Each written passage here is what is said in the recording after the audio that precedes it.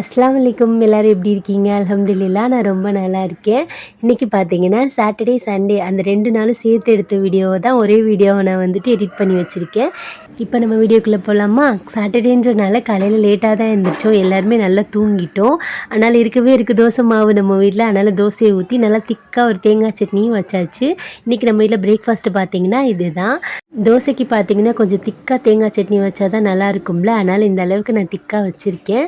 டேஸ்ட்டுமே சூப்பரா இருக்கும். நல்லா முறுமுறுன்னு தோசைய சுட்டு அப்படியே நம்ம பிரேக்ஃபாஸ்ட்டை சூப்பரா முடிச்சிட வேண்டியது தான். அப்புறமா நம்ம சப்ஸ்கிரைபர் சிஸ்டர் ஒருத்தவங்க டெய்லி நம்ம கமெண்ட் பண்ணுவாங்க. அவங்களுக்கு வந்துட்டு என்னோடய வீடியோஸ் பார்க்கும்போது அவங்க ஃபேமிலி கூட இருக்கிற மாதிரியே ஃபீலாக இருக்குது. எங்கள் அம்மா வீட்டில் இருக்கிற மாதிரி ஒரு மாதிரி ஃபீலாக இருக்குது. டெய்லி வீடியோ போடுங்க சிஸ்டர் அப்படின்னு சொல்லிட்டு கமெண்ட் பண்ணிகிட்டே இருப்பாங்க. அவங்க பேர் வந்துட்டு மஹாஜபின். கரெக்டாக சொல்லணும்னு எனக்கு தெரியலை. ஏன்னா ப்ரொனன்சியேஷன் தப்பாக இருந்தால் மன்னிச்சிக்கோங்க.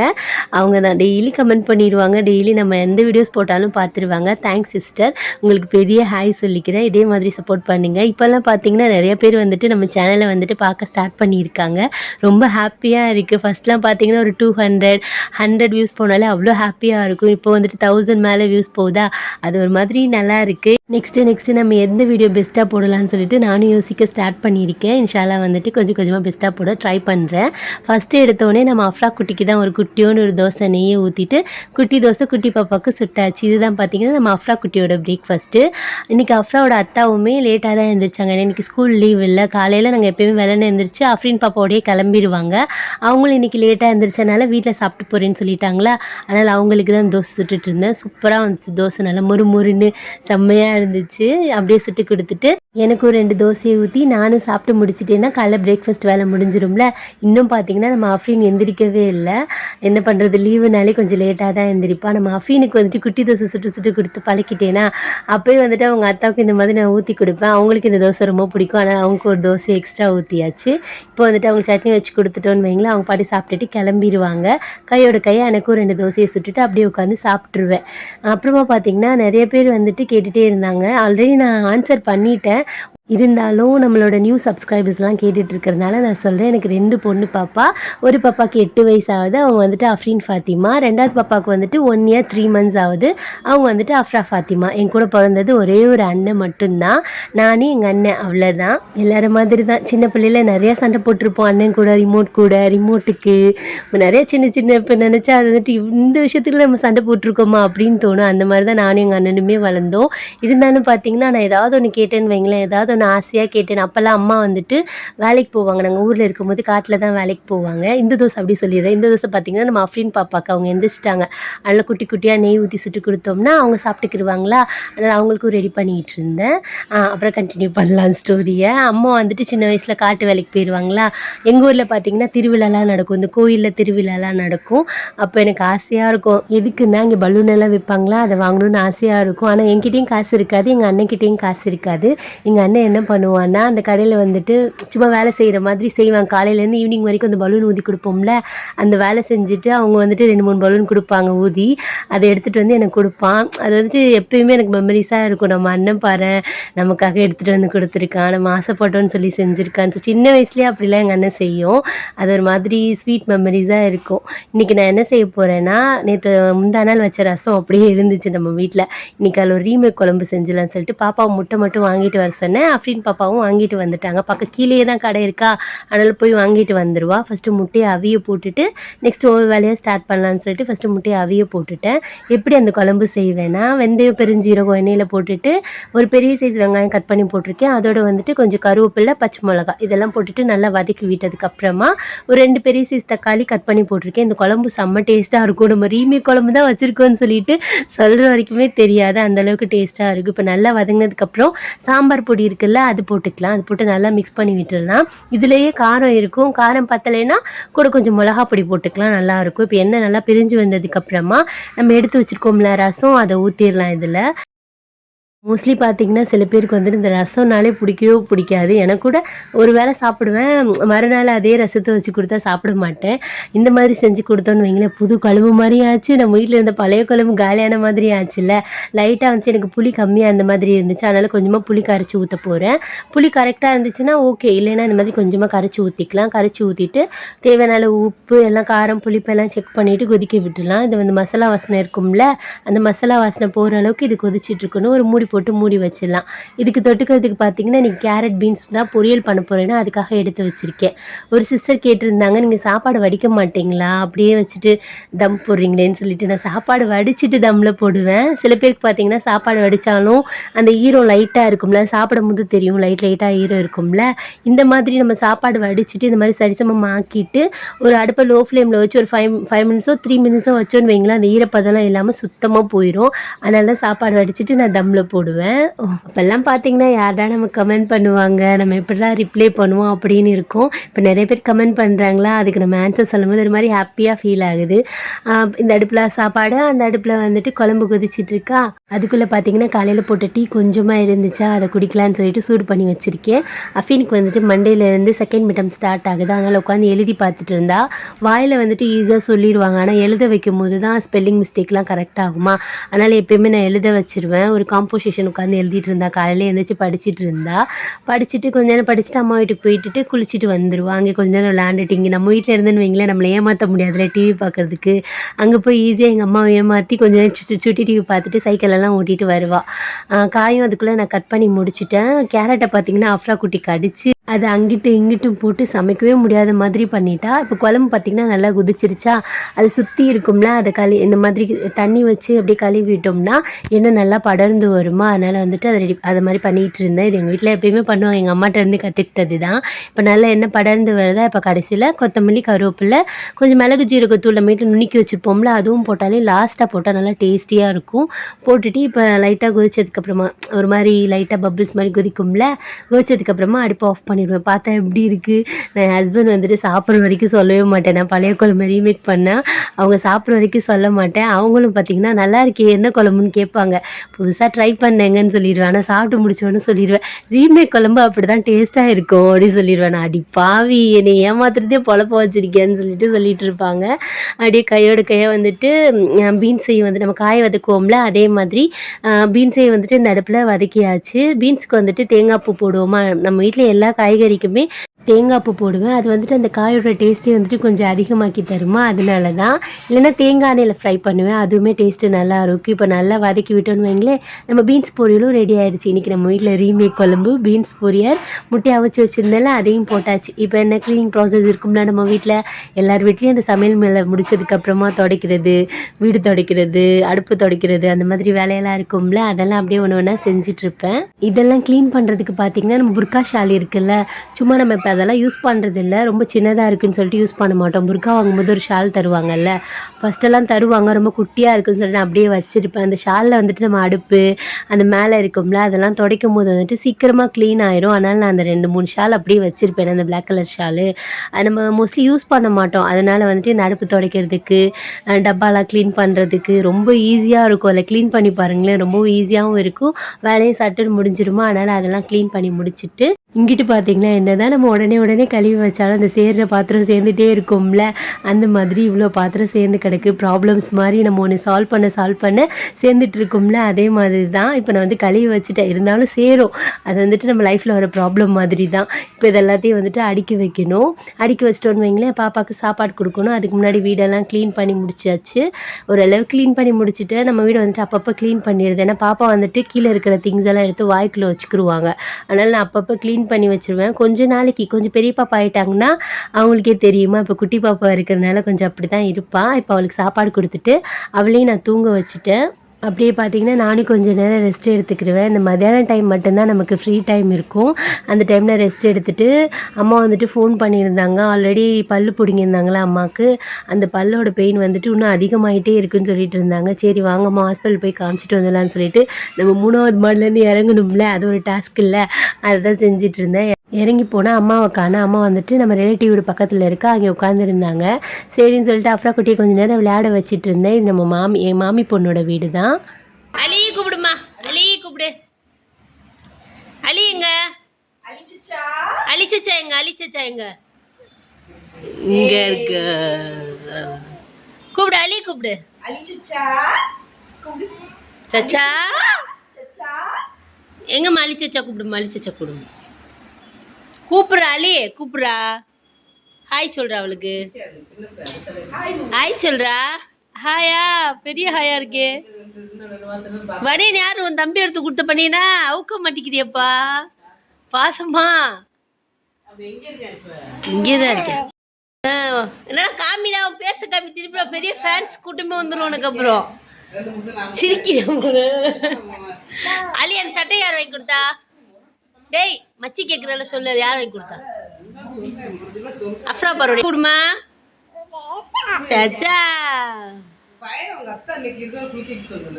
சரி போ போ போ, கூட பிடிச்சி போ. மழை பெய்யுது போ போ. மாமா கூப்பிடு. அம்மா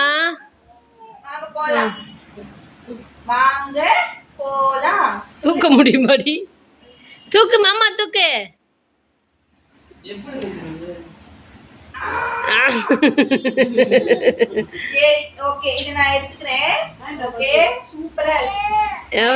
வாங்க தா சொல்லு. மாமி தாங்க சொல்லு. அவுட்டா வாங்கிட்டா.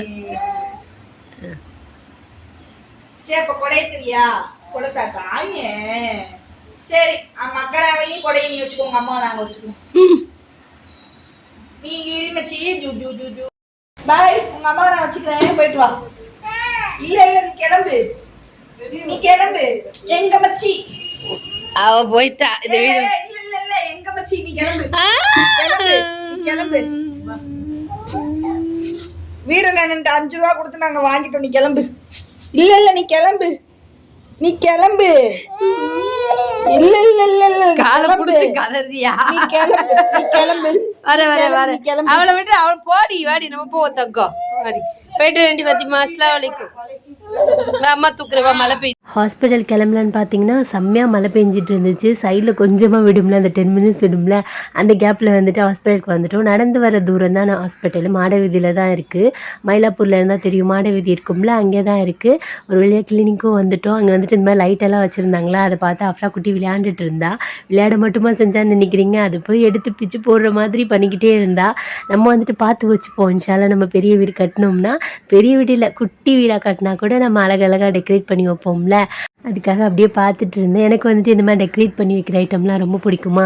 அப்படியே பார்த்துட்டு டாக்டர் கூப்பிட்டாங்க. அப்படியே போய் அம்மாவையும் செக் பண்ணியாச்சு.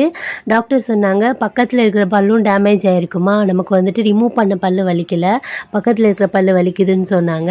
அஃப்ரீனோட அத்தா கடை வந்து பக்கத்துலேயே தான் இருக்கா. மாமியாருக்கு உடம்பு சரியில்லைன்னு சொல்லணுன்னா எப்படி பாசமாக ஓடி வந்துட்டாங்க பாருங்களேன். இன்றைக்கிட்டே பார்த்தீங்கன்னா இப்படி தான் இருந்துச்சு. இது வந்துட்டு நெக்ஸ்ட் டே மார்னிங்கு. காலையில் பார்த்தீங்கன்னா எப்பயும் போல தான், சண்டேனாலும் சாட்டர்டேனாலும் கொஞ்சம் லேட்டாக எழுந்திரிப்போம். ஒரு 8 மணிக்கு 8:30 அப்படி எழுந்திரிப்போமா. நம்ம வீட்டில் பார்த்தீங்கன்னா காலைல பிரேக்ஃபாஸ்ட் செய்யறதுக்கு எந்த திங்ஸுமே இல்லை. கோதுமை மாவு இருந்துச்சா, சரின்னு சொல்லிட்டு அஃப்ரீனுக்கு ஒரு தோசையை சுட்டு கொடுத்துட்டு எனக்கு 2 தோசையை சுட்டுட்டு நான் நாட்டு சக்கரை வச்சு சாப்பிட்டுக்கிட்டேன். இன்றைக்கி லஞ்சுக்கு பார்த்தீங்கன்னா இன்றைக்கி கடைக்கு போகாதனால எந்த திங்ஸுமே இல்லையா. எப்பயுமே நான் சாயங்காலம் தான் கடைக்கு போவேன். காலையில் எப்பயுமே வேலையாக இருப்போம்ல, அதனால் சாயங்காலம் போயிட்டு எல்லா திங்ஸும் வாங்கிட்டு வந்து வச்சுக்கிடுவேன். முட்டை இருந்துச்சு, சரி தக்காளி சோறு செஞ்சிடலான்னு சொல்லிட்டு ஒரு ஐடியாவில் இருக்கேன். பிரியாணி ஸ்டைலில் தக்காளி சோறு செய்வோம்ல, அதில் தான் இன்றைக்கி அதுதான் இன்றைக்கி செய்ய போகிறேன், ட்ரை பண்ண போகிறேன்னு சொல்கிறேன். செய்ய போகிறேன். முட்டையை ஒரு அடுப்பில் அவிய போட்டாச்சு. கல் உப்பு போட்டுட்டோன்னு வைங்களேன், அது பாட்டுக்கு வெந்திருக்குமா. முட்டை வேகும் போதே உப்பு போட்டுட்டோன்னு வைங்களேன், அந்த முட்டையிலையும் உப்பு இருக்கும். அதனால் நான் முட்டையில் உப்பு போட்டு வேக வச்சுட்டேன். அப்படியே பார்த்தீங்கன்னா தக்காளி எடுத்துகிட்டு நல்லா வாஷ் பண்ணி வச்சாச்சு. இப்போ பார்த்தீங்கன்னா தக்காளி வெளியில் நல்லா அழகாக தான் இருக்குது, ஆனால் கட் பண்ணி பார்த்தா உள்ளக்க அவ்வளோ புழு இருக்குது. அதனால் நம்ம தக்காளி வந்துட்டு ரசத்துக்குலாம் வேக வைக்கும்போது கூட கட் பண்ணி பார்த்துட்டு தான் வேக வைக்கணுமே. நம்ம அஃப்ரா குட்டி பார்த்தீங்கன்னா எனக்கு ஹெல்ப் பண்ணுறேன்ற பேரில் வீடு தொடப்பத்தை பிக்கிறதே வேலையாக வச்சுருக்கா. முக்கால்வாசி சில பழம் தொடப்பத்தை பிச்சு எடுத்துருவா. அவளுக்கு இந்த தொடப்பம் மாப்பு அதெல்லாம் ரொம்ப ஃபேவரட் ஐட்டமாக இருக்குது. எப்படி பெருக்கிறா பாருங்களேன், பெருக்கிறது துடைக்கிறது அந்த வேலையெல்லாம் தங்கத்திட்ட கொடுத்தோன்னு வைங்களேன் அழகாக பண்ணுவா. நம்ம அஃப்ரீன் பாப்பாவும் குட்டி பாப்பாவும் இதான் பண்ணிகிட்டு இருந்தா. அப்படியே அக்கா மாதிரியே டிட்டோ. சரி நீ உன் வேலையை பண்ணு, அம்மா வேலையை பண்ணுறேன்னு சொல்லிட்டு நான் வந்துட்டு குக் பண்ண ஸ்டார்ட் பண்ணிட்டேன். இப்போ வந்துட்டு குக்கரை காய வச்சுட்டு எண்ணெய், பிரிஞ்சி இலை, ஏலக்காய், கிராம்பு, கொஞ்சமாக சோம்பு போட்டிருக்கேன். இதில் வந்துட்டு ஒரு 3 பெரிய சைஸ் வெங்காயம் கட் பண்ணி போட்டிருக்கேன். 3 பச்சை மிளகா போட்டுட்டு நல்லா வதக்கி விட்டுலாம். இது ட்ரை பண்ணி பாருங்களேன், நல்லா டேஸ்டியாக இருக்கும்.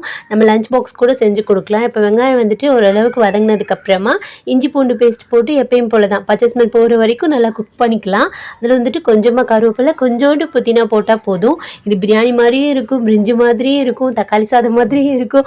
3மே சேர்ந்து இருக்கும். டேஸ்ட்டு சூப்பராக இருக்கும். இப்போ நம்ம கட் பண்ணி வச்சுருக்கோம்ல, அந்த தக்காளியை போட்டுக்கலாம். இதில் வந்துட்டு தக்காளி தான் கொஞ்சம் அதிகமாக போடணும். தக்காளி சீக்கிரமாக குக் ஆகிறதுக்காக உப்பு போட்டுட்டு நல்லா வதக்கி விட்டுட்டேன். இப்போ நல்லா வேகட்டும். வெந்தால் தான் வந்துட்டு டேஸ்ட்டு நல்லா இருக்குமா.